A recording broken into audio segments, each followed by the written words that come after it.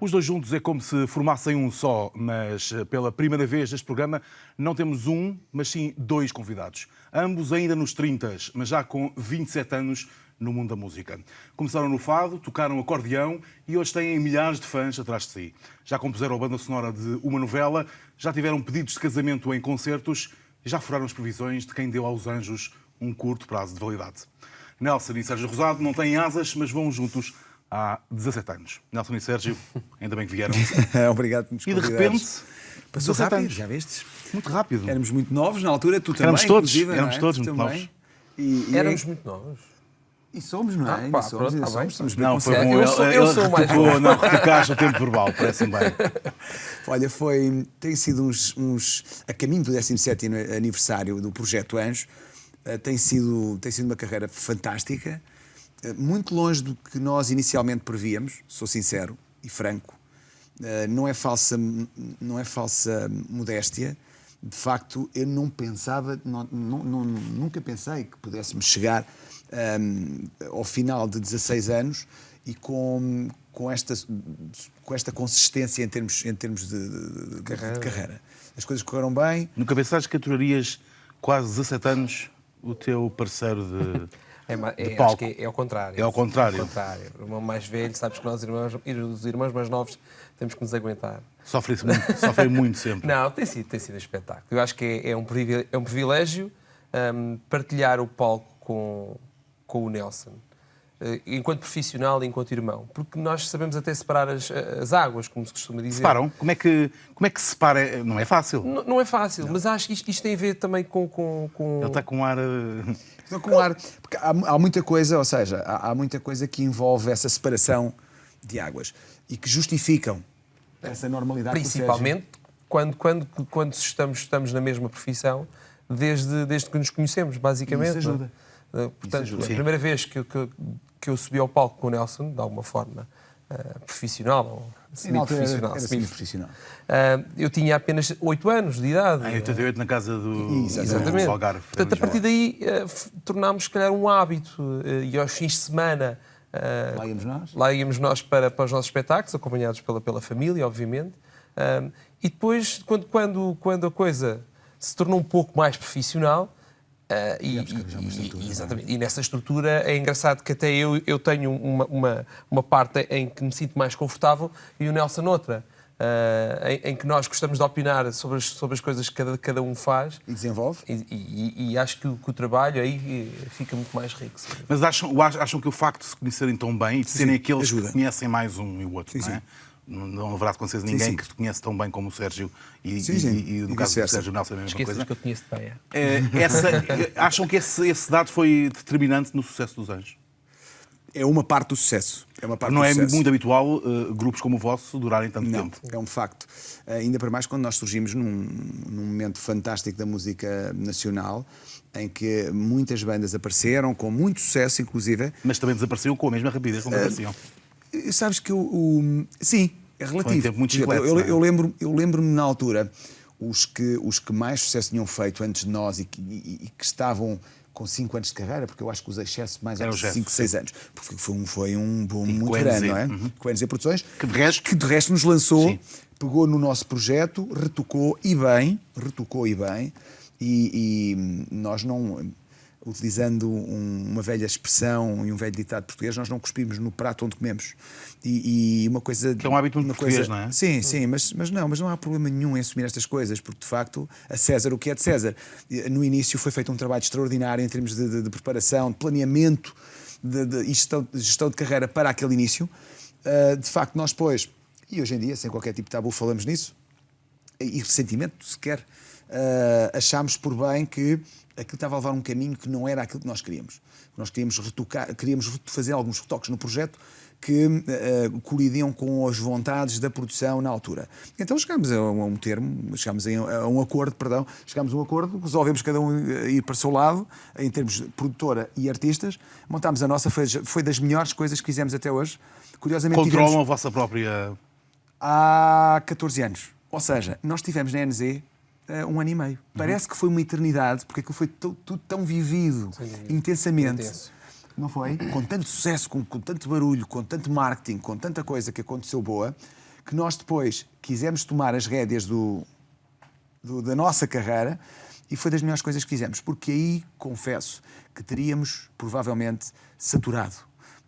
E depois não nos esqueçamos que uma coisa sou eu e o Sérgio gerirmos a nossa própria carreira, ou temos ideias para aquilo que queremos em termos profissionais e não temos outras pessoas que poderão, em linguagem de marketing, canibalizar produto. Ou seja, na altura havia tanta procura pelos nossos concertos que, inclusive, nós soubemos que foi feito um casting para arranjarem 2 indivíduos que cantassem Portanto, não era uma dupla romântica, porque nós não éramos uma dupla romântica, não é? Isso, havia quem fizesse esse trabalho.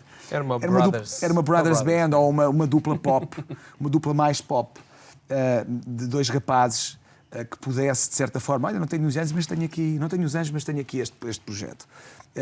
E cá está. Nós tínhamos que sair fora desse tipo de risco. E queríamos ter uma banda... Até porque foi uma década muito forte na música portuguesa, mas também projetos novos na área das boys bands. Os sets foram, digamos que os mais falados e os mais... o maior sucesso. Mas vocês próprios não foram os primeiros. Não. Mas eles não foram... O Sétimo Céu, vocês dois, o Telmo e o Pedro Camilo. O Telmo Miranda e o Pedro Camilo. Um projeto espetacular. E com uma sonoridade muito bonita. Era particular. Nós éramos os alternativos das boys bands. Aliás, somos suspeitos quando falamos um pouco nisso. Um bocadinho. Aliás, convenhamos. Inclusive quando neste momento nós temos a nossa turnê acústica, porque somos músicos, gostamos de desfrutar... Terminou, não é? Terminou. Gostamos de desfrutar do que é o prazer de estar em cima de um palco e tocar, cantar, improvisar no momento. E o Sétimo Céu, na altura, era um pouco uma boys band alternativa. Sim, desformatada. Não era aquela coisa... Exatamente, não era aquele... Metida numa camisa de 7 varas. E tal, mostrar o corpo. Exatamente. Tu tens que abrir a camisa até não sei onde. Tu és o gajo que falas não sei o quê. E depois, normalmente, há sempre só um que canta. O resto está ali verbo de encher. E aprendemos muito. O Sétimo Céu não era bem assim. Há muito tempo não líamos por pauta naquela altura, não é? E naquela altura... fomos um pouco, literalmente, forçados a ler um bocadinho por pauta, cantávamos à capela nos espetáculos, durou apenas um ano. A vossa formação em música começou muito cedo. Sim. Foi determinante nesse... Hoje, quando vem à distância, nestes 27 anos de música que vocês já levam, que é impressionante. É impressionante, Tu tens 39, tu tens 35, Sérgio... Determinante não só na altura, sim, 35. Não só na altura... Como agora também nos ajuda imenso. Evidente, sim, claro. Às vezes nós estamos sempre à procura da perfeição. Também tu, na tua área, estás sempre à procura da perfeição. É claro que se nós olhamos para trás e pensarmos que podíamos ter estudado um pouco mais e se calhar em certas alturas nos ajudaria ainda mais a nível de composição, mas eu cada vez mais acredito na energia das coisas. Elas acontecem quando têm que acontecer. E ajuda imenso a nossa formação musical, sem dúvida. No início, então, porque o Sétimo Céu, no projeto Sétimo Céu, foi fulcral, não é? Porque havia muita coisa que era muito técnica, havia um trabalho de pauta, como o Sérgio já disse, porque havia um arranjo para o Nelson, para o Sérgio e para o Pedro Camilo e para o Telmo Miranda. E de facto o Telmo foi uma ajuda preciosa. Nós já não líamos, eu então já havia alguns anos que não lia e tinha perdido um pouco o hábito de ler, portanto demorava mais tempo. O Telmo foi um querido na altura porque nos deu uma ajuda tremenda. E passado 2 meses de ensaios, qualquer arranjo que nos dessem, nós cantávamos na hora. Porque nós não tivemos formação vocal. A verdade também é esta, não é? Sim, uma das coisas que até falámos, a Mena Cavaqueira, com uma das artistas que passou por aqui, com a Rita Guerra. Que existem tantos artistas e tantos talentos que não sabem ler uma única nota por pauta. E isso é verdade. Isso faz falta. Por vezes faz falta, outras vezes nem por isso. Isto para te dizer o quê? Chegar a uma conclusão de que muitas das vezes a paixão que tu tens pela música, no nosso caso, é tão grande, quando estamos a fazer as coisas e a senti-las, muitas das vezes não sentimos a necessidade de termos que ser retritamente profissionais e ler por pauta, porque há muitos artistas, há muitos músicos que tu metes uma pauta à frente e eles fazem aquilo na perfeição. Certo. Só que depois não sentes... Autenticidade, não há espontaneidade. Exatamente. E no nosso caso, aquilo que nós fizemos até hoje, incluindo o Sétimo Céu, o início do projeto de Anjos, haviam coisas que se calhar nós não nos sentíamos tão confortáveis a fazer, mas tinham que ser feitas, não é? E o Nelson, o que disse é verdade, houve uma altura que nós quisemos seguir com o nosso projeto aquilo que nós queríamos, que tínhamos estipulado em fazer, e hoje em dia, felizmente, que isso aconteceu. Portanto, lá está, tinha que acontecer. Há bocadinho, tu, Sérgio, falavas da vossa estreia da música, esse momento em que subiram os dois juntos ao palco. Tinhas tu 8 anos, na casa do Algarve, em Lisboa. Lembras-te o que cantaram? Em Almada, na casa do Algarve de Almada. Em Almada, ok. O que é que nós cantávamos? Nós cantávamos muito música tradicional portuguesa, cantávamos fado canção. Influências de casa, não é? Porque... Completamente, porque a mãe cantava fado, não é? Aliás, a minha mãe, curiosamente, deixou de cantar com mais assiduidade a partir do momento em que o Sérgio nasceu. Há quem diga... A culpa é dele. Que a culpa foi dele. E que passou a voz ao Sérgio. Há quem diga estas coisas, eu não sei se é verdade. Mas ela não fica chateada. Ela não fica chateada. Mas foi um momento especial, porque eu lembro do Sérgio se ter esquecido da letra. Foi um dos maiores pânicos que já me aconteceu em palco. Esqueceu-se da letra e olhou para a nossa mãe, que estava lá em baixo, muito atenta, não é? E muito orgulhosa daquilo do que estávamos a fazer. E este começa a chorar e desaparece do palco. Tinha 8 anos, enfim. E eu, na altura, eu tinha 12, eu tinha só mais 4. Eras muito mais crescido. Pois, nem quase um adulto mesmo. Agora imagina o meu pânico. Eu, na altura, não tinha tirado a música, não tinha tirado os solos da música. Ou seja, eu só sabia fazer o acompanhamento, ou fazer os acordes dos tons em que estávamos a cantar, dos registros onde estávamos a cantar. Bem, estava a tocar também? Estava a tocar. Na altura tocava acordeão eletrónico. Enfim, para as pessoas que estão, não é o acordeão tradicional, tinha o som tradicional se eu quisesse, mas podia fazer solos de saxofone se eu muito bem entendesse. E piano. Aliás, a tua formação tinha sido em piano, não era? Eu tive na piano. Academia tinha sido piano e tu guitarra clássica. Certo. Nós começámos no piano os dois. Ok. E depois aliás, eu comecei no acordeão. Depois, quando tu começaste no piano, é que eu passo para o piano. Estive lá há pouco tempo, mas foi o suficiente para perceber que gostava muito mais de botões do que propriamente teclas. Então, fixei-me no acordeão. O Sérgio é que andou a correr uma série de instrumentos, não é? E não foi para mais, porque o meu pai também meteu um travão. Queria saxofone e o meu pai disse, já viste alguém tocar guitarra e tocar saxofone ao mesmo tempo? Não era fácil, convenhamos que não era fácil. Depois, a vossa carreira teve um empurrão grande da comunicação, da comunicação social, quer da Renascença, onde ganharam um primeiro concurso, quer depois na RTP, desta casa, onde ganharam a Casa de Artistas. É verdade. São dois momentos distintos e importantíssimos, porque o Lugar aos Novos da Rádio Renascença e da Voz de Lisboa, com o Aurélio Carlos Moreira, um senhor que nos deu de facto um grande incentivo, um dos dinossauros da rádio. Padrinho para muitas padrinho para muitas. Exatamente. Para nós que nós consideramos, numa determinada altura, ele é importantíssimo. Editámos um primeiro disco com ele, com versões, com fado canção, que era o prémio do Lugar aos Novos do programa. E foi de facto uma experiência extraordinária. E é ali que nós percebemos, bem, nós temos que dar o salto. E quem é que nos ajuda a dar esse salto? A nossa professora de música, a Emília Cabrita, e na altura o marido, agora ex-marido, o Luís Marques. Eles viram que de facto nós conseguiríamos ir mais além e sair daquele conceito do fazer música ao ambiente, ou fazer música ao vivo aqui ou ali, ou agora vai fazer festas populares. Houve um momento em que esse circuito era o circuito habitual, aliás, de resto, quem queria tocar, quem queria cantar, era assim que fazia, não é? Ainda hoje em dia. Dá bagagem, não é? Sem dúvida. Falávamos há uns tempos atrás com o Luís Portugal, que fez esse circuito, o circuito que nós fizemos, ele fez-lo anos atrás.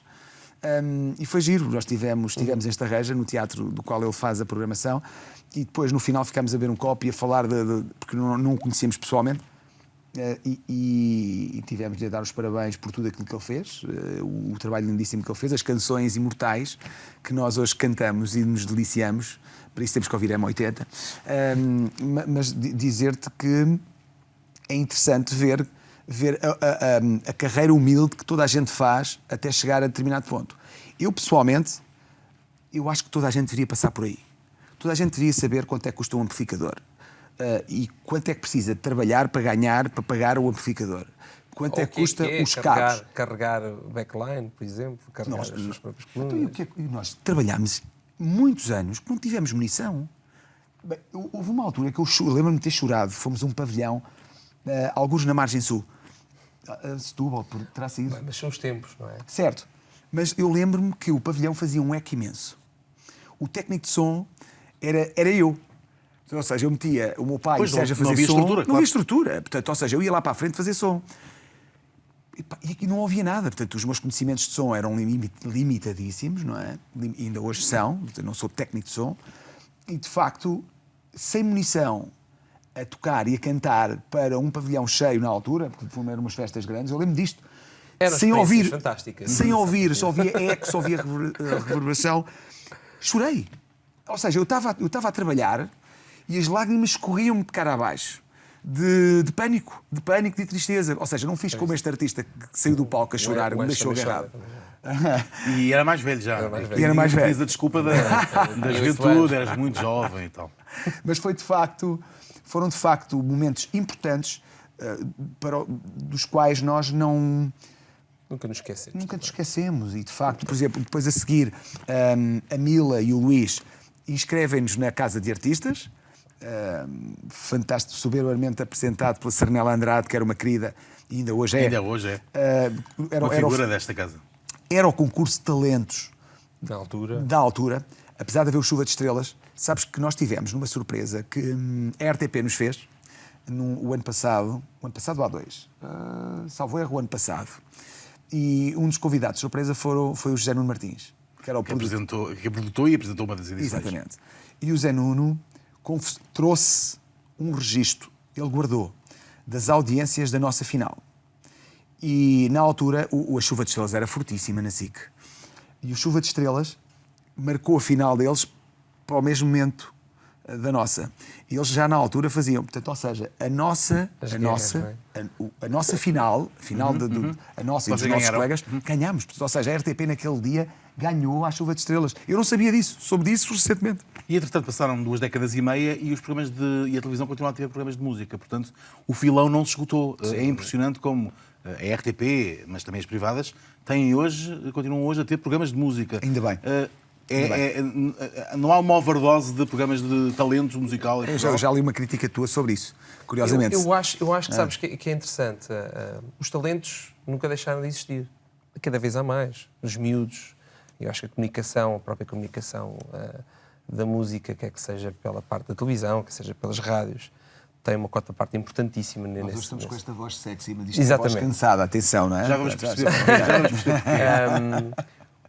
Na realidade, eu concordo, e nós concordamos um pouco em relação a isso. Os programas são importantes, até porque nós surgimos de um programa desses. São rampas de lançamento importantes. Sem dúvida. Importantíssimas. Apesar de que hoje em dia existem outras plataformas diferentes. Temos a internet, que na altura não havia. O YouTube é uma arma poderosíssima. Mas eu acho que as coisas devem ter os seus timings. Não concordo é quando se termina uma temporada de um programa e passado 2 meses o programa lança a 2ª edição ou a 3ª edição.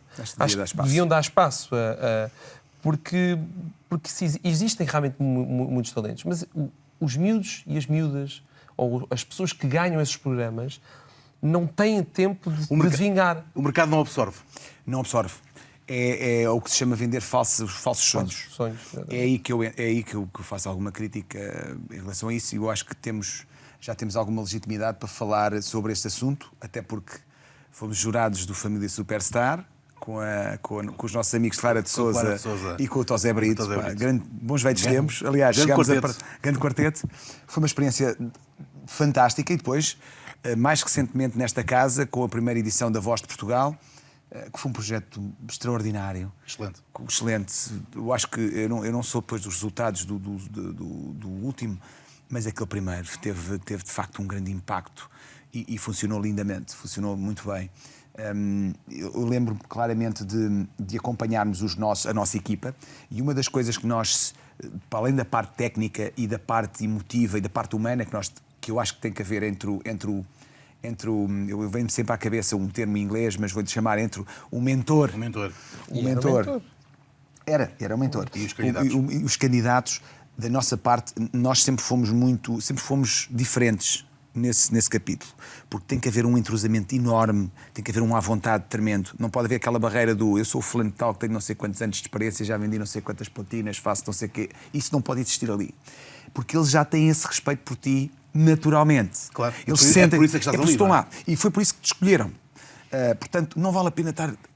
Deixa-me de escadote, venham cá abaixo falar com ele e com ela, ou com eles, porque eles vão ser teus colegas. Tu vais trabalhar com cada um deles, porque eles vão ser teus colegas no futuro. E nós, a nossa equipa, modéstia à parte, não ganhámos, não vencemos por 1%, acho que sou eu, que foi isso que aconteceu com o nosso Ricardo, no momento final com o Ricardo Oliveira. Sim, o nosso era o Ricardo Oliveira, o rapaz que ganhou era o Denis, não era? Assim. Que era do Reininho. Ganham por 1% ou 2%, foi uma coisa assim. O que mostrou bem a competitividade. A competitividade e a qualidade dos concorrentes. Nós preparámos cada um deles como se fossem os vencedores. Como se fossem os melhores. Para darem o melhor, para serem dali satisfeitos com a prestação que tinham feito. Porque nós não tínhamos dúvidas nenhumas que eles, ao darem o máximo, que iriam sair satisfeitos, porque aquilo iria compensar. E o que é certo é que os melhores sempre essa a vossa postura, Sempre. E o Nelson, para terminar um bocadinho também o pensamento do Nelson, uma das coisas que nós, mesmo cá fora, fazemos muito, porque isto o Nelson está a contar agora, que é recente nos programas, mas sempre nos aconteceu isso no final dos concertos. As pessoas encontravam-nos nas ruas, entregavam-nos maquetes, perguntavam-nos como é que era possível, se nós conseguimos ajudá-los a chegar ao mesmo patamar. E o Nelson vocês têm uma relação muito próxima, de facto, com as pessoas. Eu nós somos amigos há muitos anos, já partilhamos alguma estrada. Já partilhamos alguma estrada, vários concertos, e uma coisa que é fantástica convosco é que depois de 2 horas em palco, vocês estão ali mais 1h30, 2 horas, a dar autógrafos e com toda a paciência, quando provavelmente a vontade é ir para casa dormir ou para o pé das vossas famílias. Sabes que isso faz parte do crescimento do artista. E faz parte do trabalho, não é? É aquela gente que vos alimenta o sonho e a vossa vida profissional, não é? São eles que nós devemos de ouvimos as críticas deles. E o próprio feedback que recebemos deles ajuda-nos a corrigir. Eu acho que isto é como tu aprendes com o que fazes de bem e o que fazes de mal, obviamente. Claro. E para terminar um bocadinho esse pensamento, o que nós falamos com os novos talentos, ou mesmo aquelas pessoas que andam, que têm uma carreira já muito grande, mas é quase como falando do futebol, está na segunda liga, entendes? E querem dar um passo, nós não vamos vender falsos sonhos. Apenas falamos daquilo que é a realidade. É difícil, não é fácil. Às vezes as pessoas, para conseguir, de alguma forma, tirar... Cativá-los, não é? Ou aproveitar-se, de alguma forma, de certos artistas. Nós sabemos perfeitamente que vale um pouco tudo, não é? Eles vendem falsos sonhos no sentido de dizer, vais conseguir, eu prometo isto, prometo aquilo, prometo aquilo outro. Isso é tudo. Mas as coisas às vezes não acontecem como as pessoas falaram. Neste sentido, acho que nós ganhamos um pouco o respeito das pessoas, porque não lhes mentimos. E é impressionante nestes 17 anos, de facto, a legião de fãs que vocês têm por todo o lado. Sim, seja um concerto no Seixal, onde naturalmente estão a jogar em casa, seja num concerto longe, de facto há uma legião de fãs que vos acompanha. A vossa carreira nunca... Eu sei que pensaram, chegámos a falar sobre isso, da possibilidade de seguirem, por exemplo, para o Brasil, tentarem a vossa sorte no Brasil. Porquê é que isso nunca avançou, essa possibilidade de internacionalizar a vossa música? Não é fácil. Em primeiro lugar, tem que se estar lá, não é? Porque nós sentimos isso várias vezes que fomos ao Brasil. A oportunidade mais forte foi aquela primeira, foi no início da carreira, foi no 99, 2000, início de anos. 99. O boom da banda. Estivemos nos estúdios Projac com a queridíssima Xuxa, em que nós não tínhamos a noção das palavras da Xuxa e da dimensão da Xuxa naquela altura. E a Xuxa disse que era a madrinha dos anjos no Brasil. Nós tínhamos planeado uma semana. Era fantástico. Melhor era impossível naquele momento. Melhor era impossível. Naquela altura, melhor era impossível. Ganhámos a simpatia da parte dela. Foi uma experiência alucinante, porque nós tínhamos apenas o programa dela marcado, com 2 entrevistas, e tínhamos a semana inteira para passear. Acabámos por não ter tempo para passear, porque aquilo é tipo uma bola de neve. E o facto de eu ter dito temos que lá estar, é porque aquilo tudo acontece muito rápido. E é por contacto direto. E nós temos a plena consciência que para ter sucesso no Brasil, e esta experiência que nós tiramos lá, ficou lá um clube de fãs no Rio e outro no Nordeste brasileiro. Portanto, o que é engraçado é que há tantos anos que as pessoas não nos veem no Brasil e continuam a manter contacto com a nossa carreira. Tivemos recentemente uma experiência com uma banda do sul do Brasil, os Papas da Língua, Sim. que são brutais, a banda do Serginho Moá e do Pezão, do Zé Natálio, daquela gente toda fantástica, em Porto Alegre. Eles são de Porto Alegre, no sul. E, de facto, tivemos em concerto há 2 anos, lá, no Bourbon Country, um teatro lindíssimo de 1.300 pessoas. Um teatro, quer dizer, aquilo está encaixado lá num complexo comercial. E, de facto, foi extraordinário ver, sentir o calor daquele público, que era um público que estava... Eu pensava que nós pensávamos que íamos a um festival, porque aquilo era o festival de inverno deles. Mas foi no teatro. E lugares sentados. Eu assim, bem, que tipo de música é que nós vamos fazer? O álbum acústico ainda não estava pronto. Nós não tínhamos um alinhamento acústico. Seria o ideal para aquele local. Claro. Tivemos que improvisar dentro dos nossos tempos. E foi um sucesso. Foi uma coisa extraordinária. Eu lembro-me de ver o produtor deles, o Wilton, lembro-me de ver a nossa produtora, a Timi, chorarem agarrados um ao outro de alegria e de emoção, porque foi difícil conseguir aquela presença lá. Eu não vos consigo explicar a receptividade e a recepção que nós tivemos lá. Uma das dificuldades mais engraçadas disso que nós falámos antes de entrar, Nelson, assim, como é que nós vamos falar, Sérgio? Como é que vamos comunicar com o público? O eterno problema. Porque sabemos que às vezes é difícil, porque não nos entendem, não é? Há certas palavras, nós temos de falar devagar. Mas a música é universal. Sem dúvida. Mas a própria comunicação foi... E eles gostam muito do nosso sotaque, por muito que o brasileiro brinque e troce de nós, como eles dizem, eles gostam do nosso sotaque. Eles gostam do sotaque lusitano. Porque a verdade é esta, não é? Eles não... Quando tu dizes português do Brasil... É português, é de Portugal, portanto um cantinho pequenino é adocicado. Alguém dizia, lá em conversa de amigos, isto noutra viagem que fizemos ao Brasil, alguém dizia que haviam alguns brasileiros magoados com o facto de nós devíamos ter sido colonizados pelos holandeses, pelos alemães, estávamos muito melhores, e há alguém do nosso corpo diplomático que se levanta e diz, isso é tudo muito verdade, mas repara uma coisa, mas você... Já pensou como é que iria ser a Garota de Ipanema cantada em alemão? E a verdade é essa, não é? Há ali, fora de brincadeiras, nós, Portugal, teríamos tudo para poder triunfar no Brasil. Mas aquilo que eu vou dizer agora é o que realmente se passa. Não é fácil porque o mercado brasileiro, em relação à música que vem de fora, é bastante protecionista. Ao contrário do nosso. Não são eles que estão errados, eles estão certíssimos. Nós devemos responder na mesma moeda, o que não acontece. Portanto, eu se fosse secretário de Estado da Cultura neste país, falando de uma área que eu conheço, que é a música, para já os festivais que acontecessem no nosso país deveriam ser munidos de algumas regras, ou revestidos de algumas regras importantíssimas. Aqui ao lado do Rock in Rio, por exemplo... Viste? Por exemplo, é um excelente exemplo. Para ir uma banda internacional tem de ir... 2 ou 3 espanhóis, ou 4, mais nada. E aqui deveria ser exatamente a mesma coisa, porque... Nós temos que ver isso até do ponto de vista financeiro, dos cofres do país. As bandas internacionais vêm cá, através da empresa que fatura aquela, daquela que fatura outra, da outra que fatura outra, e o dinheiro vai tudo embora. O dinheiro vai tudo embora. Portanto, há uma saída de receita. Não há entrada. Não fica cá nada. Unidos, não é? Exatamente. Nos Estados Unidos, nós fomos lá fazer um concerto há uns tempos e, por exemplo, nós vamos a nossa banda, levamos os nossos técnicos e o produtor desse concerto teve que pagar um X por cada músico que nós levámos porque, entre aspas, supostamente não estariam a trabalhar o baterista americano, o guitarrista americano, o teclista americano, tal. Isto é um X para o sindicato dos músicos. Sindicato dos técnicos. Estavam lá 3 técnicos de apoio, técnico de frente, que nós levámos o nosso, mas estava lá um, técnico de luz, técnico de palco. Haviam 3 técnicos, estavam lá. Portanto, ou seja, e eles estavam exatamente a ganhar caixa também.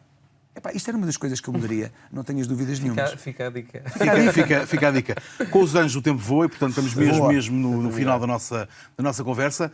Sei que estou a preparar coisas novas. Finalmente. A acompanhar os novos tempos, de resto. Com certeza. Tivemos a trabalhar desta parte Aliás, há coisa de 4, 5 meses que estamos de volta do novo álbum. É um álbum diferente, não vai sair em formato físico. Não é um álbum, já. não é um álbum nesse aspecto clássico do termo. Nós adotámos uma estratégia e agora podemos falar abertamente sobre isso. Voltámos aos tempos antigos, que era de se lançar o single, não é? Vender o single. Vender o single primeiro. O primeiro lançamento. Exatamente. Vamos pegar, já temos o single identificado, está ainda no segredo dos anjos. Será apresentado, se Deus quiser, no final deste mês de abril. Tudo indica, tudo aponta para isso. Agora já não está nas nossas mãos, está nas mãos da pessoa que vai fazer a como é que vai ser o procedimento? Vão ser lançadas músicas aproveitando as novas plataformas, não é? Eu acho que sim. Lançamos um single, promovemos-lo com um videoclipe, toda a imagem envolvente, portanto, o marketing que existe normal à volta. Rádio, televisão, imprensa escrita. E depois vamos lançando single a single, quem sabe depois chegar ao Natal, reunimos os singles todos e lançamos então no formato um concerto ao vivo com aqueles concertos. Portanto, quem gosta de ouvir os Anjos sabe que tem... sabe que vai ter que ir a um iTunes, vai ter que ir a um Spotify, vai ter que ir a um no fundo, Music. As plataformas onde hoje em dia se consome música em massa, não é? E existe massa crítica neste momento suficiente para se fazer isso. Vai ser uma novidade para nós, para o nosso público, mas nós, inclusivamente, temos uma ideia em termos de marketing para o lançamento do single, provavelmente até o iremos oferecer numa parceria que ainda não foi discutida, mas que irá acontecer com um parceiro que nós queremos que seja forte. Vamos ver se acontece. Se acontecer é bom para todos. Para terminar, sem descurar aquela que é uma força vossa grande, que é o trabalho em palco, não é? Os vossos concertos que são sempre muitíssimo... Já temos 3 músicas novas. No alinhamento. E vamos incluir no alinhamento, portanto, nos novos espetáculos. Portanto, as pessoas que forem ouvir-nos ao vivo vão ter a oportunidade de ouvir em primeira mão as músicas novas, sem dúvida. Muito bem. Quando é que começa esse novo modelo? Olha, nós vamos começar já no dia 2, acho que é dia 2 de maio, se a memória não me falha. Nós estamos cansados, tivemos uma semana de trabalho louca, mas vamos estar em Valdecâmara, agora no início de maio.